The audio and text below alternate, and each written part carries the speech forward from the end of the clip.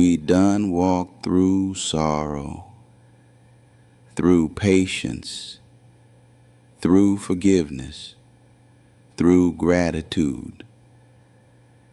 And I need you to hear this clear. You carry more than pain. You carry strength from every ancestor who refused to quit. You carry wisdom from every story passed down in whispers. You carry blessings from every prayer spoken over you, even the ones you ain't hear with your own ears. The world may try to define you by your scars, but those scars, they're proof of survival, proof that you're still here, proof that healing is not just possible, it's already happening. So don't let anyone tell you you're broken beyond repair. Child, you're a living testimony. Take one more slow breath with me. Inhale strength. Exhale peace. Now hold this truth. Healing is not a race. It's a rhythm. It moves through time, through generations, through you. And just as you carry wisdom from those before you, you will pass healing to those who come after. That's generational healing, not perfect, but faithful, not instant, but lasting. And as this hour closes, you are not left alone. At 8 p.m., Jasmine Reed will meet you. She's younger, with the calm strength of Gen Z, but don't let her age fool you. She carries resilience in her bones. Where I have rooted you in heritage and wisdom, she will guide you through the practice of daily resilience, the small choices, the everyday tools that help you keep standing strong. So breathe once more. Inhale the blessing of those who came before. Exhale readiness for what comes next. And step forward from the roots of the past into the resilience of tomorrow. Now listen here, child. Before you were born, before your struggles had a name, there were those who came before you, folk who walked heavy roads, who carried burdens larger than their own hearts, yet kept on walking.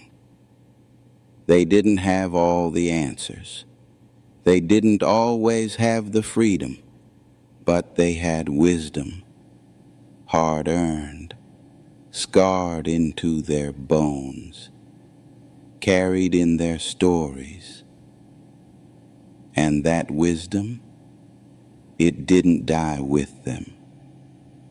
It echoes in you. Every time you feel tired, but keep standing, that's them. Every time you want to quit, but whisper just one more step, that's them too. You are not the first to face hardship, and you will not be the last, but you are not alone in it. You are carrying an inheritance, not of money, not of property, but of strength, the strength of survival, the strength of love, the strength of endurance that has kept whole lineages alive. And when you feel you got nothing left, you can lean on that. Where I come from, we didn't always have therapists or safe spaces or language for trauma. What we had were stories told on porches at dusk, sung in hymns at church, woven into the laughter at family tables. Those stories carried more than history. They carried medicine. They taught us how to bend, but not break. They reminded us who we were, even when the world tried to tell us otherwise. And those same stories are waiting for you too. Maybe you've forgotten them. Maybe no one told them out loud, but they live in your blood. They live in the way you rise each morning, in the way you keep searching for better, in the way you refuse to let pain be the end of your story. So hear me now. You got wisdom in you, older than your wounds. And if you pause long enough, quiet enough, brave enough, you'll hear it speaking, guiding you, holding you, reminding you that you come from people who knew how to survive storms. And if they could carry theirs, you can carry yours too. Now let me tell you something, child. The world will try to convince you that healing is a private thing, that you gotta fix yourself quietly in some corner all by your lonesome. But that's not the way it's ever been. Back in the day, we healed in circles. When sorrow hit one person, the whole community showed up. They brought food, they brought songs, they brought prayer, not because they had the cure, but because presence itself was medicine. You weren't left to cry alone. You weren't left to carry the weight alone. That circle reminded you, your pain may be yours to feel, but it is not yours to bear by yourself. So let me ask you, who's in your circle today? Not everybody deserves a seat, but somebody does. Maybe it's a friend who listens without judgment. Maybe it's a mentor who sees the best in you. Maybe it's a faith community or a support group or even one steady person who reminds you you're not alone. And if you can't think of anyone right now, don't let that discourage you. Sometimes the first step is choosing to open the door for new people to enter. Healing doesn't happen in silence and secrecy.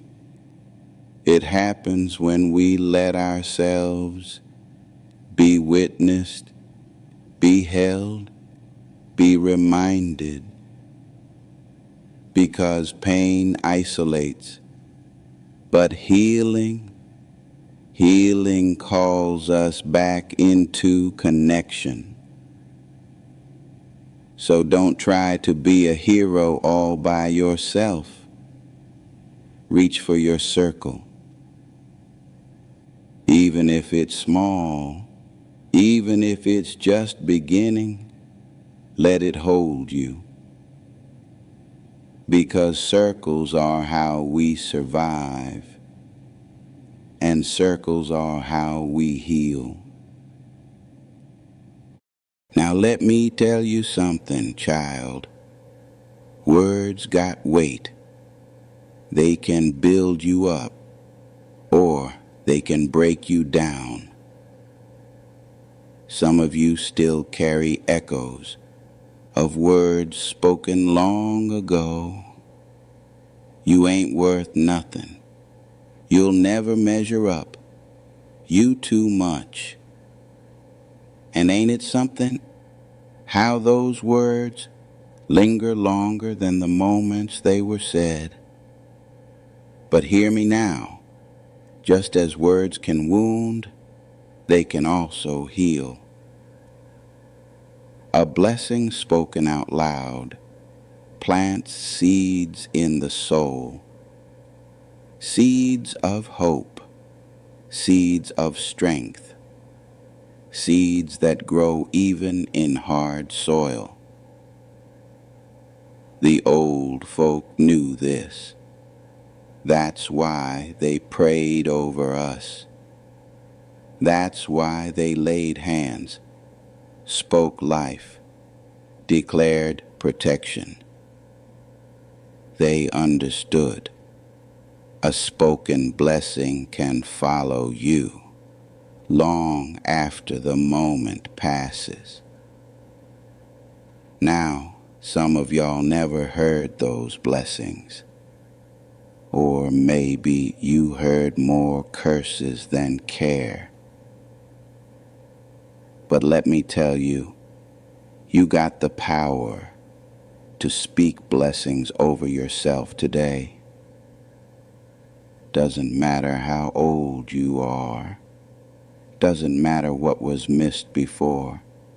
The tongue still holds power. Try this with me. Place your hand over your chest. Take a slow breath and say softly, I am worthy of love. Breathe again. Whisper, I will not abandon myself. One more time. Let it roll off your tongue. My life carries purpose. You feel that shift? Even a little. That's the blessing taking root. And don't just say it once. Say it daily. Say it when you wake. Say it when you're weary. Say it until your spirit believes it. Because every blessing you speak is medicine undoing the poison all of words once spoken against you. The power to curse or bless is in the mouth. Choose blessing. Choose life. Choose healing words that carry you forward. Now let me tell you something, child. Long before we had therapists, long before books lined the shelves, with words like trauma and recovery, we had songs.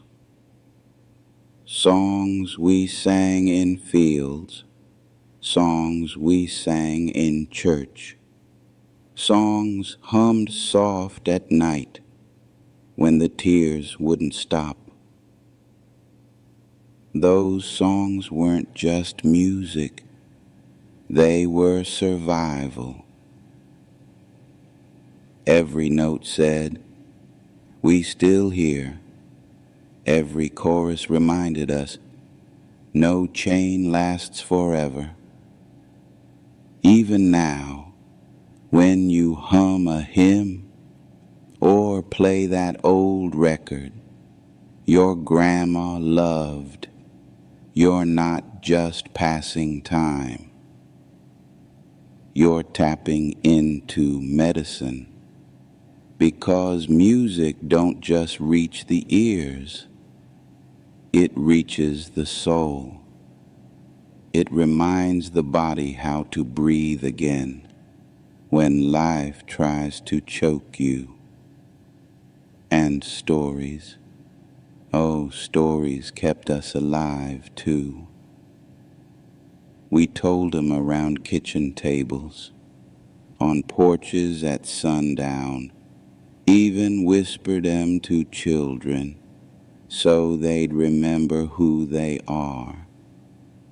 Stories carried history when history books left us out. Stories carried identity when the world tried to strip it away. And most of all, stories carried healing. Because when you hear someone else say, "I've been through it too," your own pain feels less lonely. When you tell your story out loud, you take back power from the silence that once held you down. So don't underestimate these old ways, the songs, the stories, the rhythms that live in your blood. They are medicine. They are anchors. They are proof that your people made it through storms, and so will you. And if ever you forget, just sing a little louder. Just tell the story again. Just let the words and melodies stitch you back together, because healing don't always come in clinics. Sometimes it comes in a song. Sometimes it comes in a story. Sometimes it comes in remembering you were never walking this road alone. Now let me tell you something, child. This world'll try to shame you for resting. It'll tell you to grind harder, push longer, prove yourself by exhaustion. But rest ain't weakness. Rest is wisdom. Our people knew this.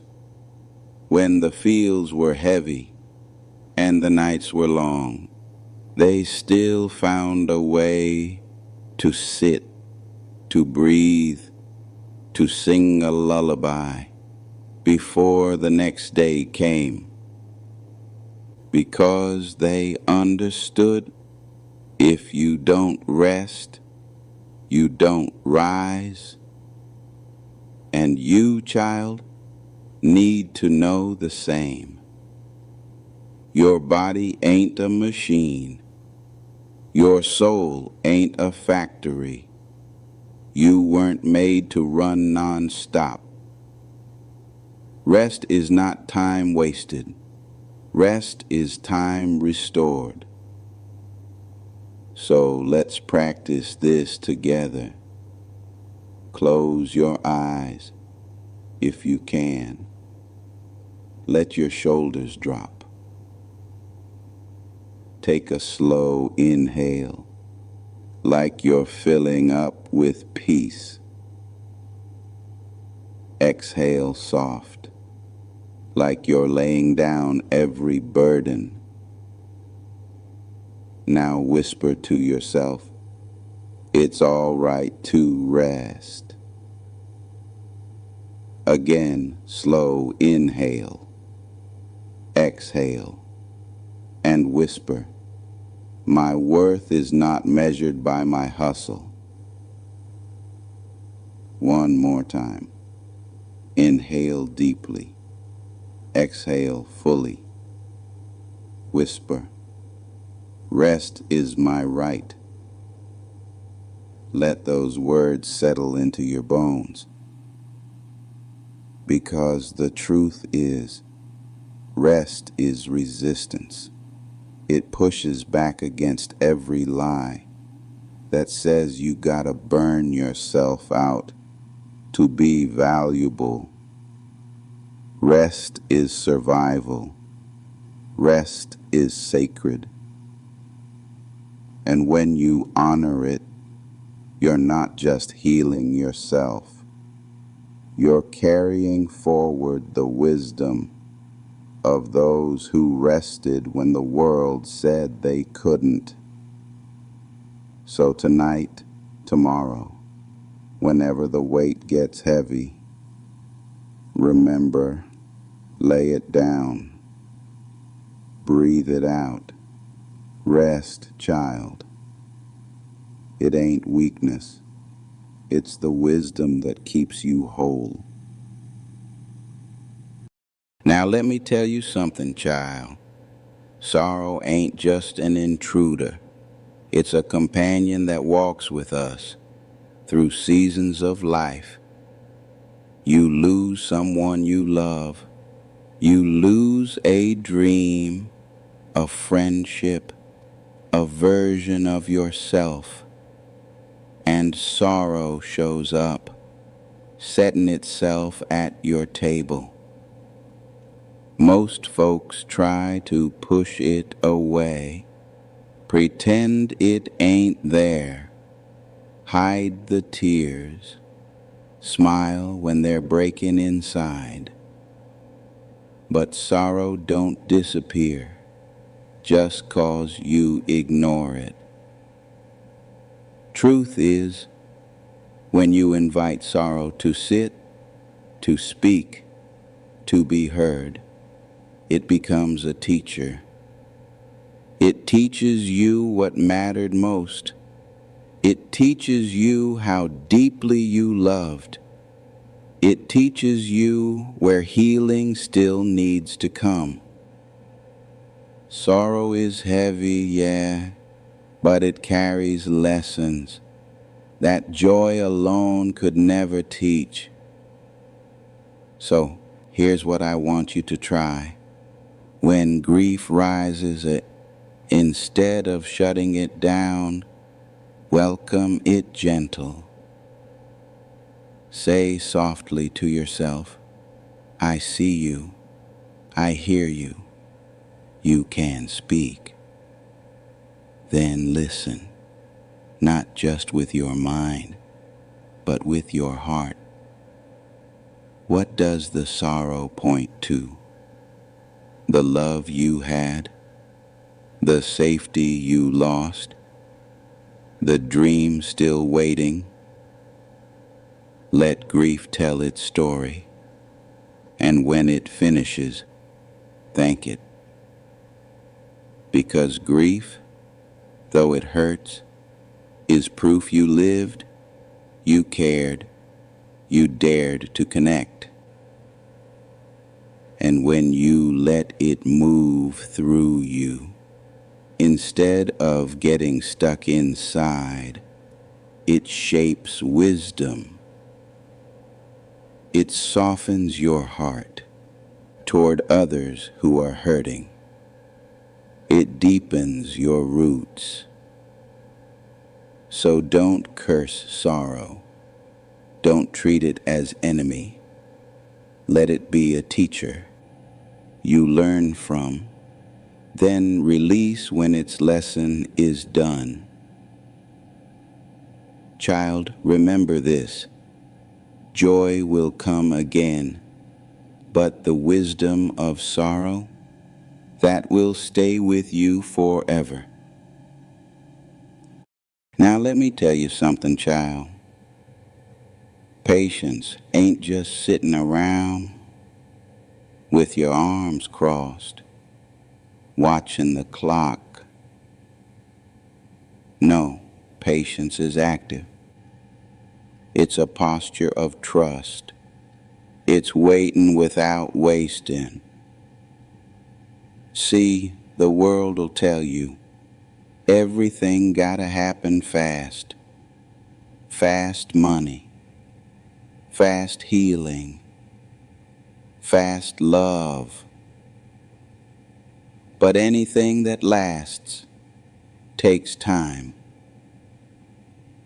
You don't rush a seed in the soil.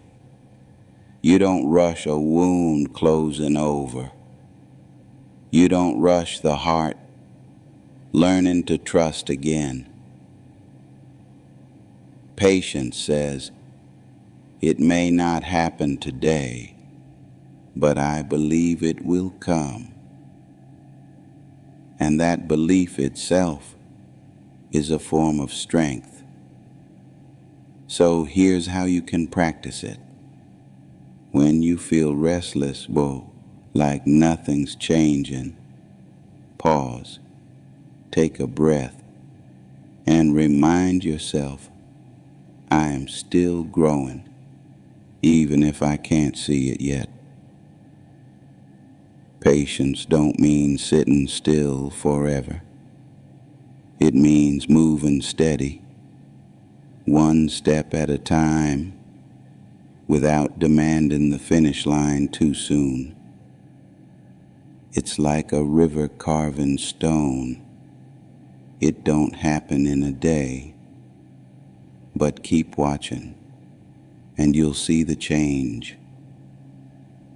So when your heart aches for quick answers, when your healing feels slow, whisper this blessing. I give myself the gift of patience.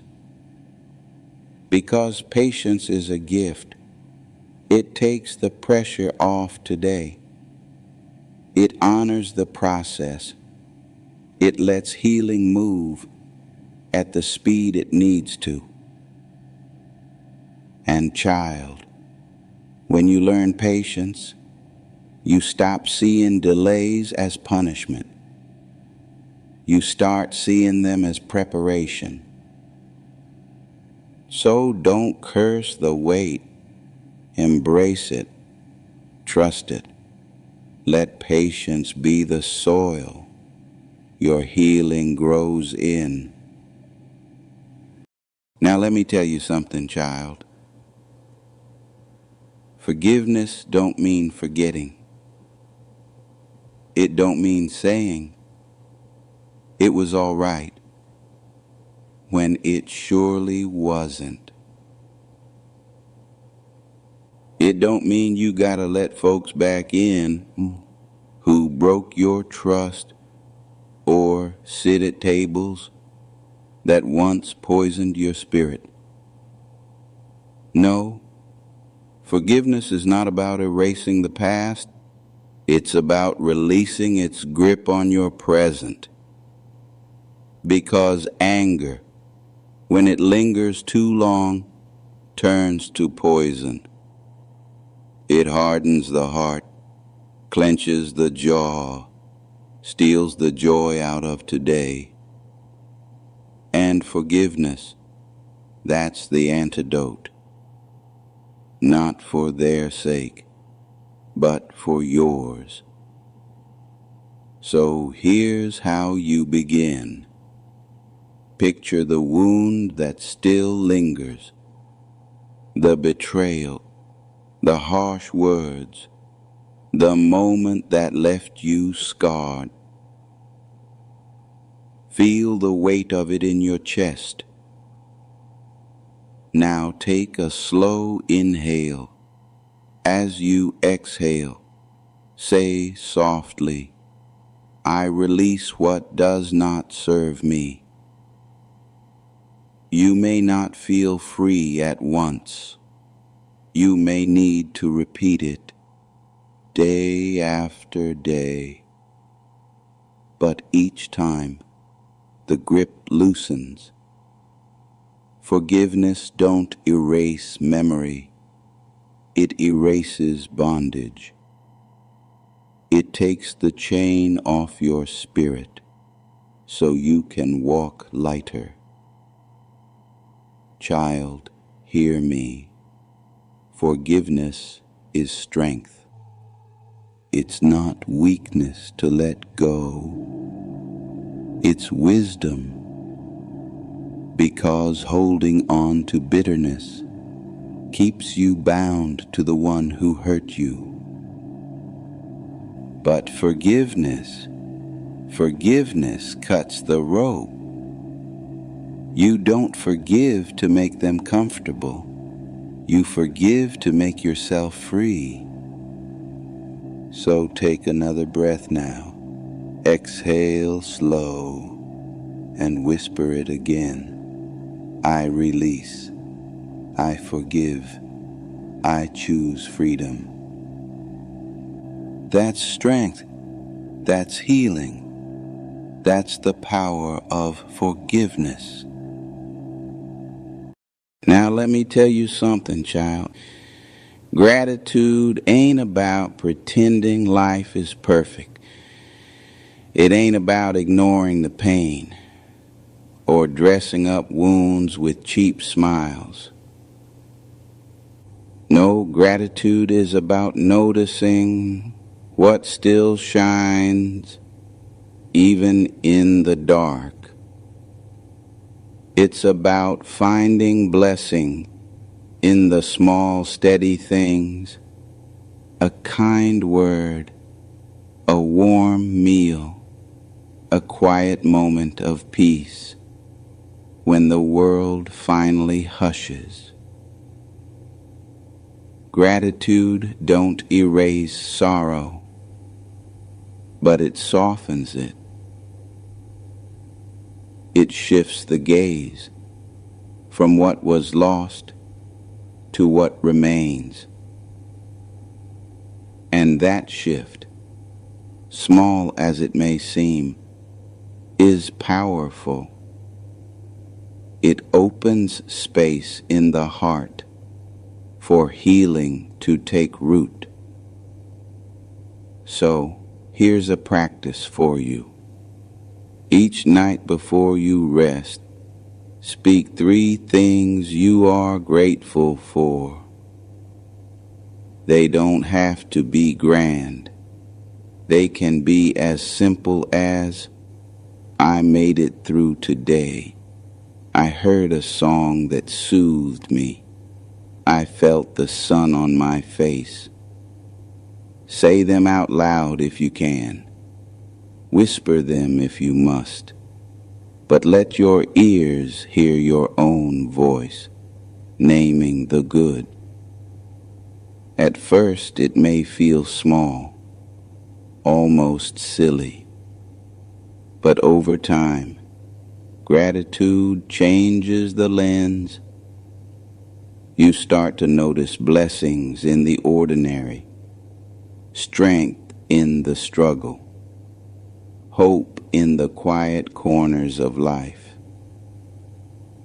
Gratitude is not denial, it is defiance.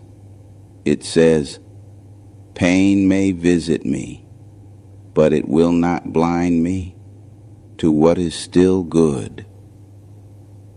So tonight, child, count your blessings, not to dismiss your hurt, but to remind yourself that even in the storm, you are still surrounded by grace. And grace, when noticed,